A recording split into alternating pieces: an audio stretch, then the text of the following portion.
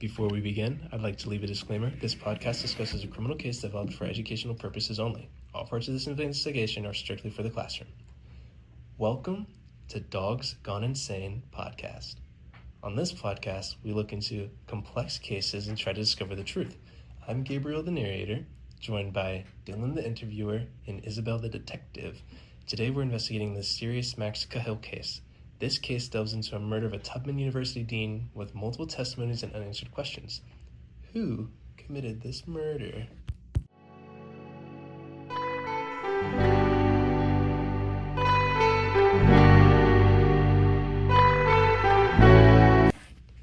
This crime was committed October 26th at 8:23 p.m.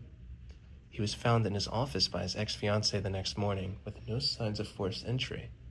His cause of death was labeled as blunt force trauma with a spherical object, and the office had showed multiple signs of struggle, with papers being scattered, picture frames being broken, and university grants just magically disappearing. And security footage shows that everyone who entered the building left before the murder, and that just leaves no clear way in or out. How could this have been done?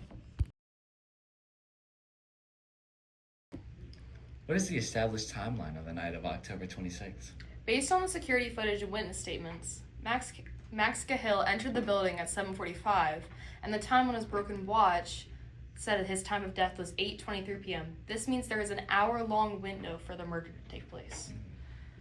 Was there any physical evidence found at the crime scene? There was a lot of physical evidence. We could tell that there were signs of a struggle. This was deduced because of a shattered picture frame, a knocked-over chair, and traces of blood near the desk. We also noted an important grant file was missing, which may support a financial or academic motive. Alongside that, we also retrieved other small items such as a menu for a restaurant, personal belongings, a card for gambling problems, and a student-athlete ID. What was the cause of death? Cause of death was blunt force trauma to the back of the head. Who were your main suspects? Our main suspects were Michael Baskin, Gregory Grimes, Alex Jameson, Professor Hodges, and Robert Fallon. What caused you to suspect these people of committing the crime? Michael was considered because we found an unfinished email discussing how Max caught him cheating on a test. Gregory because he was jealous of Max's relationship with his wife, or Max's ex-fiancée, and stated that he wanted to kill Max. Alex because he recently had violent outbursts around Max's office and made threats to him. Professor Hodges because he was jealous of Max and once commented on he would stab him with a knife. And Robert because Max caught him illegally staying on campus to avoid loan sharks. Again, this case is purely fictional and intended for academic analysis purposes only.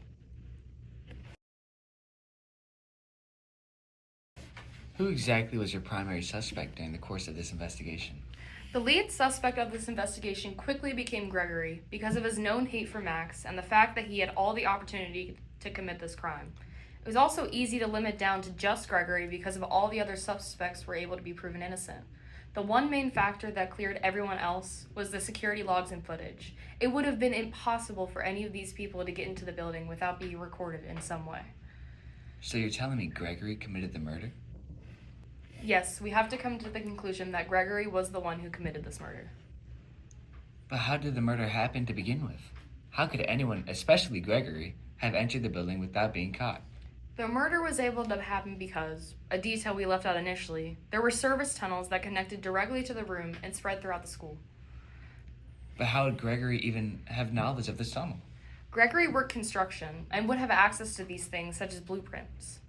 Someone with his set of skills would be capable of figuring out the pathing and getting into the dean's office. In the tunnel, we found a broken bottle and a ball with a chain attached. What do you think those had to do with the case? Mr. Grimes claimed in a statement that he was intoxicated. The bottle found in the tunnel looked to have held alcohol. The ball and chain matched to the contusions found on Cahill's wrist, another detail we left out. It is unknown what the ball and chain was used for. So, were there any other leads that pointed to this conclusion? Yes, one main factor being his alibi. In both interviews, they both specifically talk about a menu for Chez Lorraine.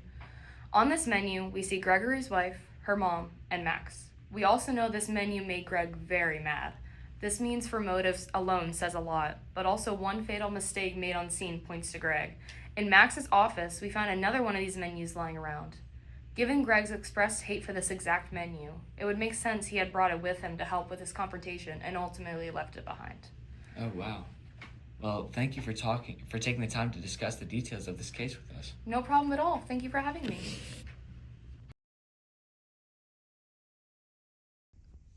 That was the murder case of Max Cahill. We came to the conclusion that Greg committed this murder as a crime of jealousy to avoid Max stealing his wife.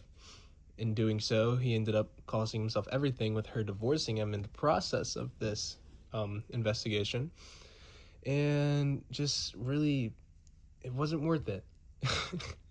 I would like to say again, this case was strictly for educational purposes, and nothing involving this case is taking place in real life. All of this was fictional. The entire scenario was fictional.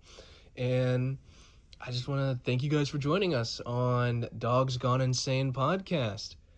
This was Gabriel, your narrator, Dylan as your investigator, and Isabel as your detective, signing off.